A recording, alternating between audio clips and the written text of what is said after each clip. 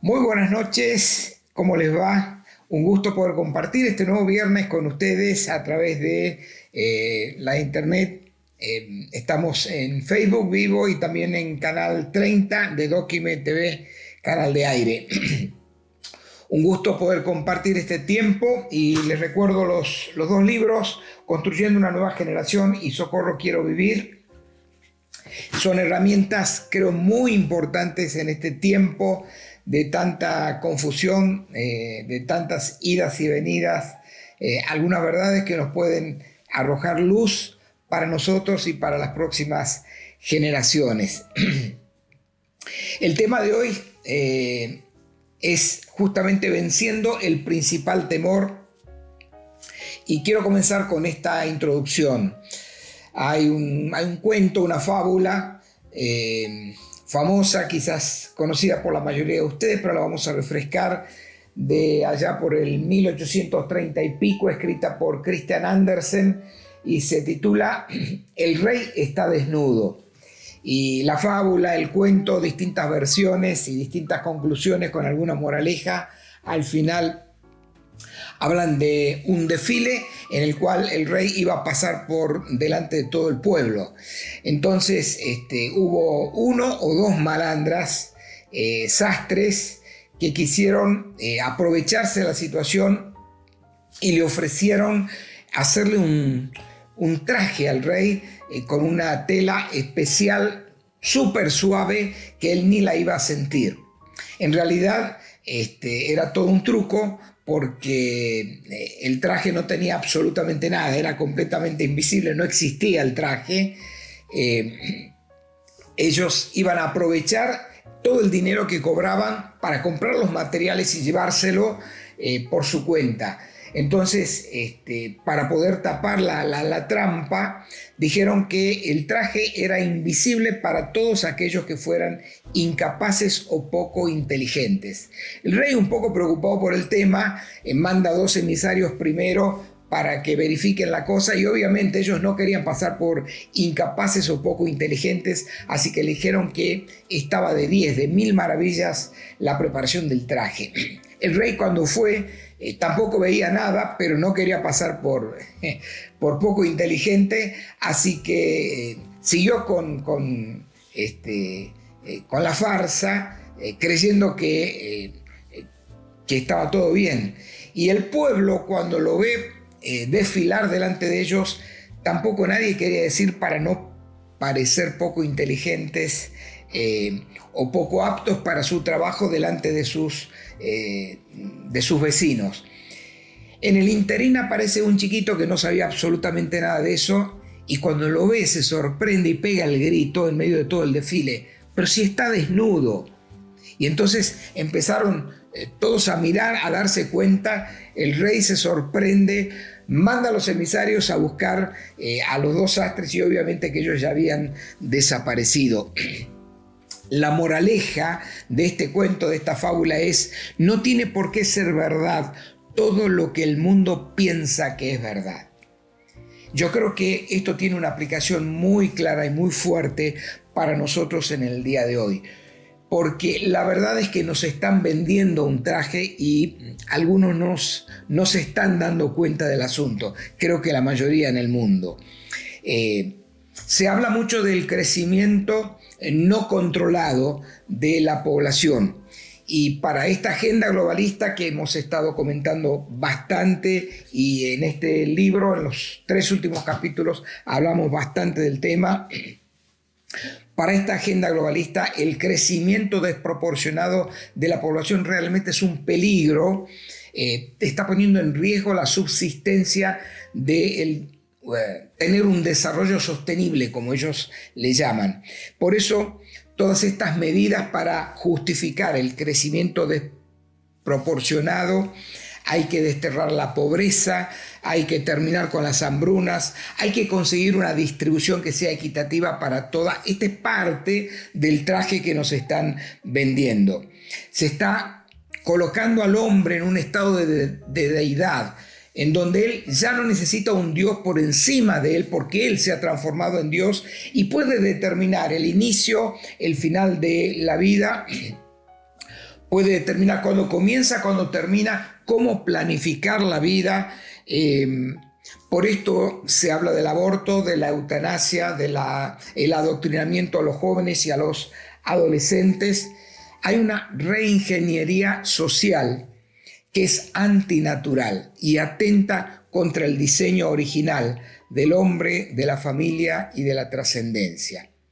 Todo esto se pretende llevar a la universidad para imponerlo y para llevarlo como una nueva cultura, porque en realidad se habla de un nuevo reinicio, de un recomienzo, de un reordenamiento en la humanidad, pero en realidad es una deconstrucción, es una redefinición que le conviene a la pequeña minoría que está manejando el 95% de los recursos de la humanidad. Esto justificaría hasta incluso las políticas de esterilización que se sugiere y que se la impone supuestamente para salvar la raza humana. ¿Y cuál es la falsa promesa de todo esto? Y lo dijo el mismo creador del Foro Económico de Davos, el Foro Económico Mundial.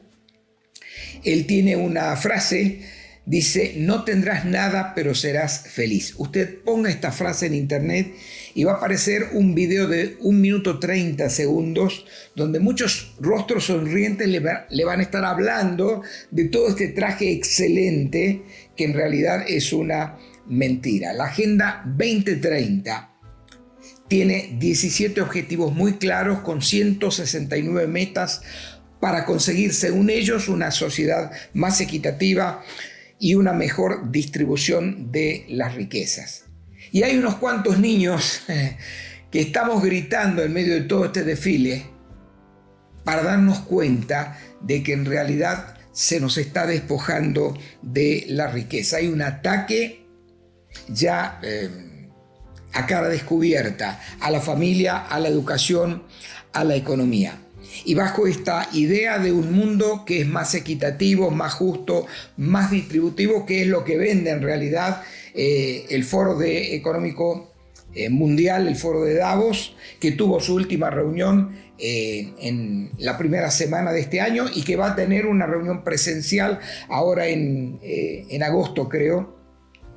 Se está montando un escenario donde se pretende redefinir absolutamente todo, pero en realidad se han corrido la esencia a los valores, a la ética, a los principios, a la moral, pero por sobre todo a la espiritualidad, que es la separación del hombre con Dios.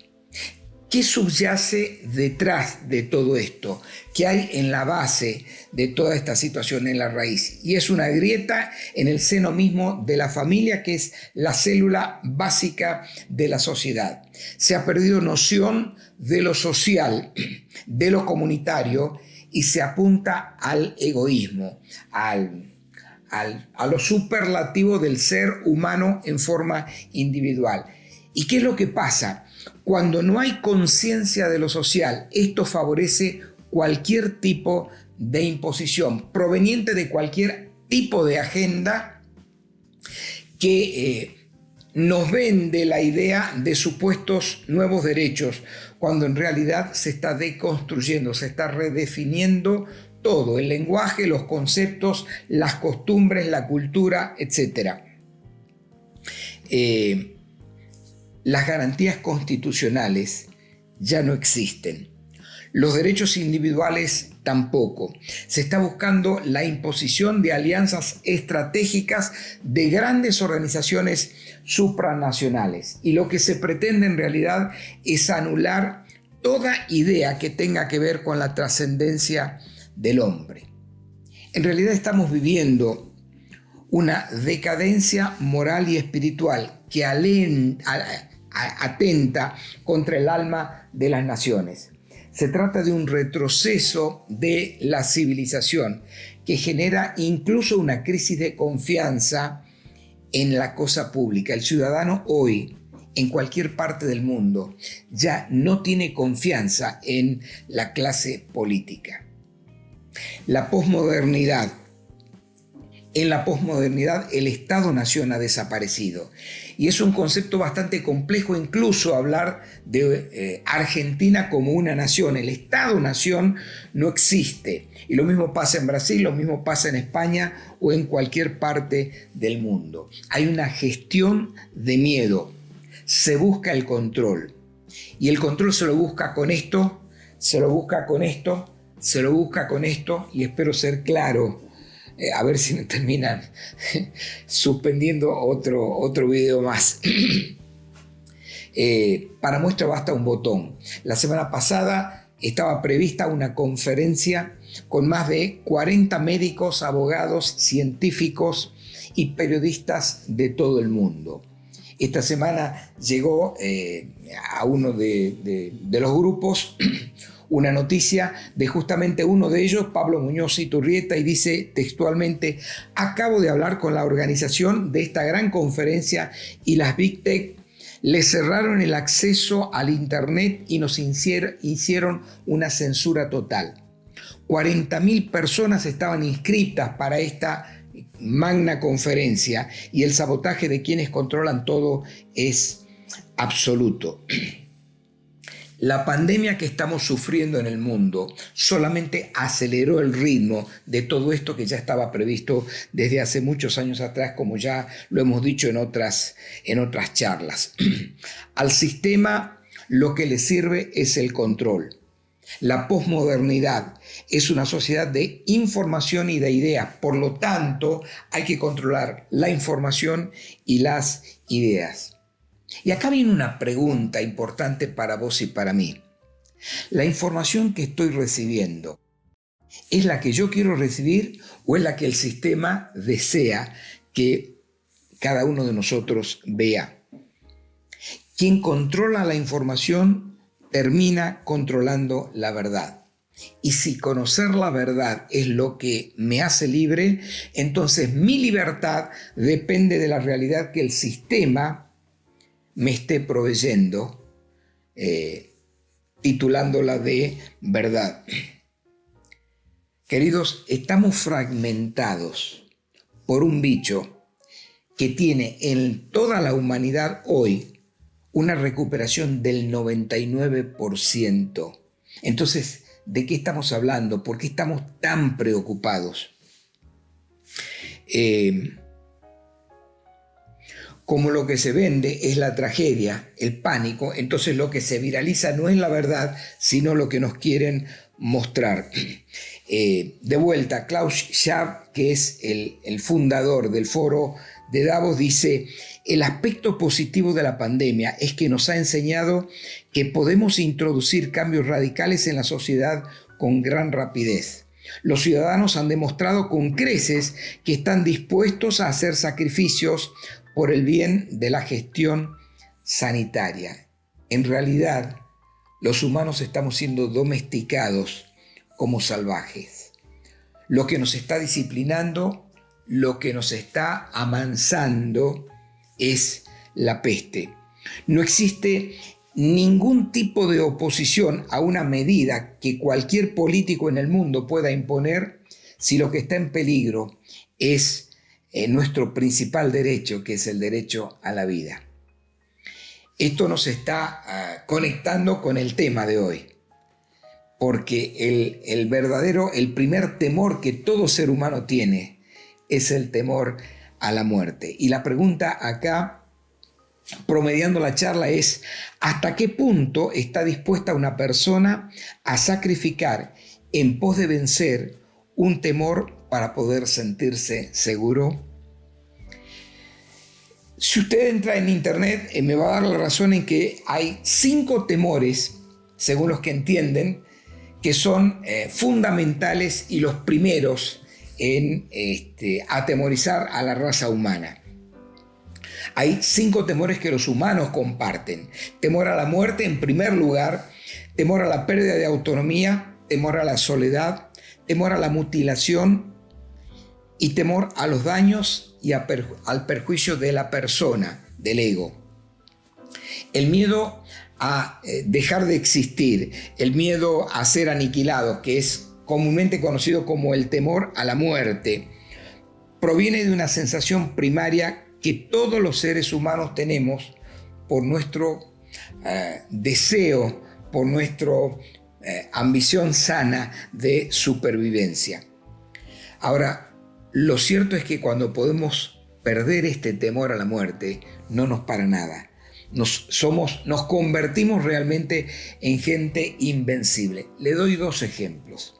El primero no es tan feliz, pero cuando ocurrió el ataque a las Torres Gemelas en los Estados Unidos, hace ya 20 años atrás, se pudo perpetrar porque nadie previó que había gente dentro de los aviones que por una causa que no es para nosotros digna, pero para ellos sí, habían perdido todo temor a la muerte. Por eso en los requisitos antes del ataque no existía el pensar que podían llevar algo con lo cual podían exponer la vida de todos ellos, de todos los que estaban en los aviones, pero también de ellos mismos. Esto recién se extremaron estas medidas después de aquel ataque. El segundo ejemplo que quiero compartirles es de nuestro conocido periodista Sergio Lapegüe, que estuvo al borde de la muerte, atacado por el COVID, y él tiene un video muy emotivo, donde con el respirador está dando fuerzas, se está dando fuerzas a él y nos está animando a nosotros, diciendo: voy a salir y voy a volver a ser el mismo de antes. Y en algún video, en algún momento, a uno de los grupos llegó esta frase, que él mismo le dijo al virus: vos podés con mi cuerpo, pero no vas a poder con mi mente. Hoy lo tenemos en un 80%, estuvo en uno de los programas periodísticos la semana pasada, en un 80% ya recuperado. Y si los que tenemos la fe puesta en Dios, tenemos una base mucho más firme todavía, como la que figura en la Biblia, en Hebreos 2, 14 y 15, donde dice: así que por cuanto los hijos participaron de carne y sangre, él también participó de lo mismo, para destruir por medio de la muerte al que tenía el imperio de la muerte, esto es, al diablo, y librar a todos los que por el temor de la muerte estaban durante toda la vida sujetos a servidumbre. Y el apóstol Pablo, en su primera carta a los Corintios, capítulo 15, 54, dice: entonces se cumplirá la palabra que está escrita: sorbida es la muerte en victoria. Otra versión dice: la muerte ha sido devorada por la victoria. Otra versión dice: la muerte ha sido absorbida por la victoria. Y otra versión dice: la muerte ha sido destruida. Por eso Pablo continúa: ¿dónde está, oh muerte, tu aguijón? ¿Dónde, oh sepulcro, tu victoria? Ya que el aguijón de la muerte es el pecado y el poder del pecado la ley, mas gracias sean dadas a Dios que nos da la victoria por medio de nuestro Señor Jesucristo. Yo he estado pensando y me pregunto y les pregunto: ¿qué nos pasó con esta verdad? La conocemos, la hemos recitado, pero parece que por alguna razón se nos ha debilitado este aspecto grandioso de la victoria de Cristo en la cruz hace más de 2000 años. Repito algo que lo digo siempre: no vino a inaugurar Jesús una nueva religión, vino a traernos la llave de parte del Padre para una vida con victoria, para una vida plena. En innumerables versículos y pasajes de la Escritura, el Señor, cada vez que está hablando con los suyos y con la gente, les dice: no teman, no teman, dejen de temer. Aquella vez cuando apareció frente a sus discípulos y ellos estaban en medio de una barca que estaba a punto de zozobrar, ellos pensaban que era un fantasma. Cuando Él se les acercaba caminando, les dijo: no teman, soy yo, dejen de temer. Incluso a Pedro, cuando le dio la mano para levantarlo, cuando se estaba hundiendo en medio de aquella tempestad, le dice: ¿por qué dudaste, hombre de poca fe? Yo creo, queridos, que este es un tiempo de decisión. un tiempo de jugarnos, un tiempo de ponernos la camiseta y de ver realmente de qué lado estamos. Y para concluir en esta charla, quiero recordar una parábola que Jesús contó en cuanto a 10 vírgenes. Pongo en contexto un poquitito la historia. Cuando una persona en el pueblo de Israel se casaba, la novia estaba en compañía de un cortejo de 10 chicas jóvenes que la acompañaban, le hacían compañía hasta que llegara el esposo y pudieran entrar en la boda. Y el esposo no tenía una fecha, no había una fecha para el registro civil y una fecha después para la fiesta, ¿no? Él podía aparecer esa noche, a la noche siguiente, o dentro de una semana, o de 15 días. Y el cortejo estaba ahí acompañando a la novia hasta el momento de la boda. Y podía ser a la mañana, podía ser a mediodía, podía ser a la noche que el novio llegara. Y estas jóvenes tenían que estar ahí con sus lámparas prendidas y encendidas. Por eso el tema del aceite. Y cuando apareció el esposo a la noche, diciendo, aquí viene el esposo, vayan a recibirlo, de las 10 vírgenes, de las 10 chicas que estaban acompañando a la novia, 5 estaban con sus lámparas preparadas, otras 5 no. Entonces, las que no eran prudentes, las que no estaban preparadas para el evento, le dijeron a las otras, por favor, denos un poco de aceite porque se nos apagan las lámparas. Dice, no, si le damos lo que nosotros tenemos, nos vamos a quedar todas. Vayan y compren. En el momento que van a comprar estas 5 jóvenes que no habían estado preparadas, llegó el esposo, entraron a la boda, se cerró la puerta y la oportunidad se perdió. Yo no quiero hacer ningún enseñanza apologética del tema, ni entrar en conflictos teológicos. Quiero decirles, en necesidad en este momento de estar preparados para el tiempo que estamos viviendo.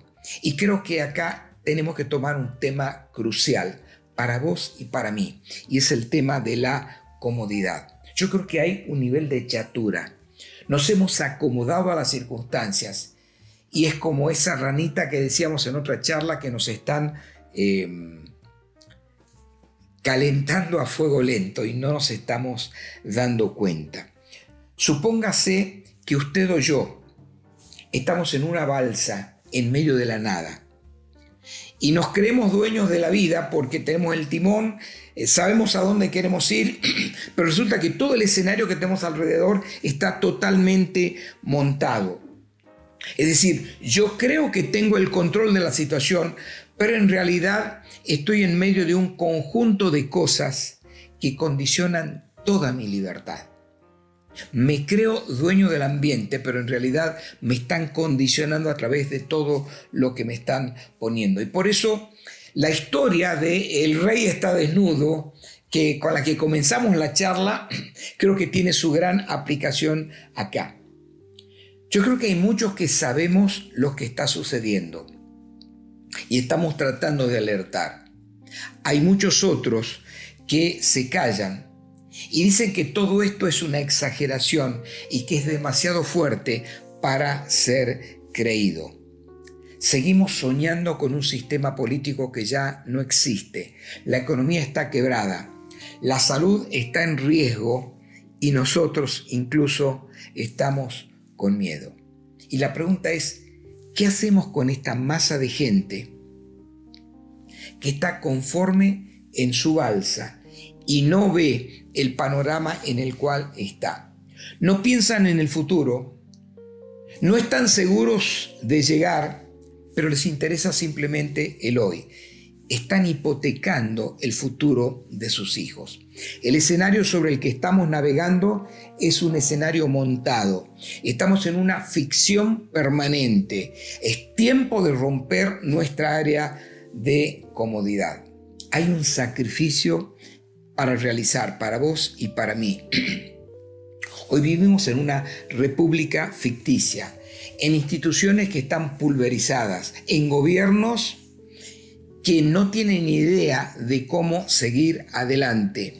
Y mientras tanto, una ciudadanía que está ciega sorda y muda que no tiene voluntad de querer despertar. Fíjense en esta placa, por favor. Me llegó esta semana y me gustó mucho. Creo que se aplica para este momento. Es un león que nos está diciendo a todos: no estoy aquí para despertar ovejas, estoy aquí para despertar a los otros leones. Queridos, no es tiempo de dormir, pero tampoco es tiempo de temer. Hay que levantarse de la mesa de la comodidad. La fiesta, esta fiesta que han armado otros para despojarnos, se va a terminar cuando los comensales nos podamos levantar de la mesa. Hay que dejarla un poco más vacía de lo que está. Hay más gente que tiene que ponerse de conforme y decir: no voy a aceptar este tipo de esclavitud. Lograr que la mesa esté un poco más vacía. Si seguimos sentados acá en medio de esta comodidad, van a seguir entregándonos platos cada vez más suculentos, pero cada vez más desprovistos de un real contenido. Dejemos de pensar solo en el presente. El presentismo, no el que nos pagan cuando nos faltamos en el trabajo, sino pensar solamente en el presente, es algo muy peligroso. Es una concepción del mundo en la que se considera que ni el futuro ni el pasado es superior a lo que se vive hoy. Entonces, el presentismo en realidad es un árbol sin raíces, porque se ha deshecho su historia, ha deshecho su identidad y por lo tanto no genera frutos.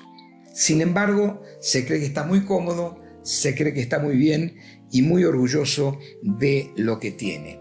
Yo creo que el desafío para vos y para mí hoy es dejar al temor a un costado y estar dispuestos y buscar una razón no por la cual vivir, una razón por la cual estemos dispuestos a morir. Chesterton dijo: donde hubo un altar, siempre que hubo un altar, hubo una civilización. Y Jesús dijo: si el grano de trigo no cae en tierra y muere, se queda solo. Pero si muere, lleva mucho fruto. Hoy, lo que está ofreciendo esta sociedad posmoderna es una sociedad sin religión, sin familia, sin trascendencia, sin Dios, sin un por qué morir. Una sociedad intrascendente con seres que son intrascendentes y que al no tener una razón para la cual morir, se aferran con todo a lo único que tienen, que es la vida. Cuando hay personas que tienen un por qué morir, enfrentan la vida de una manera diferente, de una manera digna. Es que el hombre, en su afán de liberarse, se liberó de Dios, se liberó de la razón y al final quedó esclavo de todo. Lo que quizá está en el fondo de una persona que tiene miedo a la muerte, al que vendrá, al con qué voy a pagar las deudas, qué va a pasar si esto no se termina, qué va a pasar si voy a parar en el hospital. Lo que subyace en el fondo de esta persona, tal vez, y no me malentiendan, es un poco de altanería. No hay que victimizarla. Esa persona le soltó la mano a Dios, se quedó sola y quiere arreglar las cosas sin hacer las paces con Dios. Si entendemos que sin nada hemos llegado al mundo y que sin nada nos iremos, porque sin nada hemos venido también, entonces vamos a comprender que la verdadera vida es la vida espiritual. Por eso es importante no afanarnos por el presente, no poner el foco en lo terrenal, sino poder ocuparnos de Dios y su reino. Buscar primeramente el reino de Dios y su justicia, y Él se va a encargar de todo lo demás. Él se ocupa de nuestras necesidades. Cuando tenemos esa fortaleza y los pies en el lugar correcto, el resto de las cargas, como alguien dijo, se acomodan en el camino. El dilema de la aflicción desaparece. Pregunto, ¿qué estamos buscando? Necesitamos entender que el diseñador de nuestra vida es Dios. Y lo dijo claramente en Jeremías 1:5, antes que te formase en el vientre de tu madre, yo te conocí, te puse nombre, te di un propósito, te di por profeta a las naciones. Y creo que en este mundo de mentiras, en algún momento este mundo de mentiras se va a caer, se va a terminar. Depende de cada uno de nosotros. Conocer la verdad para ser libres y ayudar a llevar a libertad a muchos otros que están a nuestro alrededor. No nos victimicemos más y comprendamos que nada nos pertenece. Este cuerpo es circunstancial. Fuimos hechos para vivir la eternidad. Tenemos una vida mejor, que es la vida espiritual. No perdamos la fe, que es lo último. La mano de Dios es una canción de Rodrigo, recordando a un gol discutido de Diego Maradona allá en algunos de los mundiales contra los ingleses. Pero también es un programa que aparece en YouTube. Si usted puede entrar y poner tiemposnuevos.org en YouTube, es un canal de un pastor amigo en la ciudad de Jujuy, y él tiene un programa que se llama La Mano de Dios, con una entrevista mensual cada último jueves de cada mes a alguien. Y la última se la hizo a Leonardo Guevara, que es un tucumano, donde nos cuenta su historia de una vida sin sentido, de una vida enfocada en el presente, en la droga, en la delincuencia, en la cárcel, y cómo este muchacho que hoy tiene su familia formada, su trabajo, y que está ayudando a muchos otros. Este muchacho que vivía sin sentido y que es muy conocido por la policía acá en la ciudad de Tucumán, hoy es un padre de familia que está dedicado a sacar a otros del lugar donde él estuvo, porque se encontró con Dios. Su vida cambió. Vio la mano de Dios sacándolo de el fango donde estaba y llevándolo a tener un verdadero sentido. ¿Miedo a qué tenemos?